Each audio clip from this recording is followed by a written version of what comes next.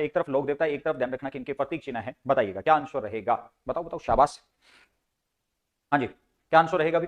कल्लाजी महाराज जो है, कल्लाजी महाराज ध्यान रखना कि भूत प्रेत से संबंधित इलाज करते हैं, तो इसमें ये ऑप्शन 2 कट हो गए। गोगाजी महाराज जो है ये सर्प से संबंधित है, 4-1, तो ये कट है, राइट आंसर ये रहेगा। करणी माता जो है इनसे संबंधित है, चूहा, और पाबूजी महाराज से संबंधित है, ऊंट है। मारवाड़ क्षेत्र में सर्वप्रथम ऊंट लाने का श्रेय पाबूजी महाराज को जाता है। मारवाड़ क्षेत्र में, मारवाड़ क्षेत्र में सर्वप्रथम, मारवाड़ क्षेत्र में सर्वप्रथम है ऊंट लाने का श्रेय, मारवाड़ क्षेत्र में सर्वप्रथम ऊंट लाने का जो श्रेय है वो किसको जाता है? पाबूजी महाराज को जाता है। तो मारवाड़ क्षेत्र में सर्वप्रथम ऊंट लाने का श्रेय पाबूजी महाराज को जाता है। करणी माता जो है इन्हें चूहों की देवी कहा जाता है। करणी माता को किस नाम से जाना जाता है? चूहों की देवी कहा जाता है, चूहों की देवी कहा जाता है। किनको कहा जाता है? करणी माता को कहा जाता है। करणी माता के मंदिर में जो सफेद रंग का चूहा है, सफेद रंग का जो चूहा है उसे किस नाम से जाना जाता है? काबा के नाम से जाना जाता है। गोगाजी महाराज जो हैं इन्हें ध्यान रखना कि नागराज कहा जाता है, गोगाजी महाराज को नागराज कहते हैं। सांपों का ध्यान रखना कि लोक देवता कहा जाता है, गोरक्षक लोक देवता कहा जाता है। कृषि कार्यों का ध्यान रखना कि इन्हें लोक देवता कहा जाता है। इसके अलावा अगर अपने बात करें तो इन्हें जहार वीर ध्यान रखना कि कहा जाता है, तो जहार वीर साक्षात देवता के रूप में ध्यान रखना इन्हें जाना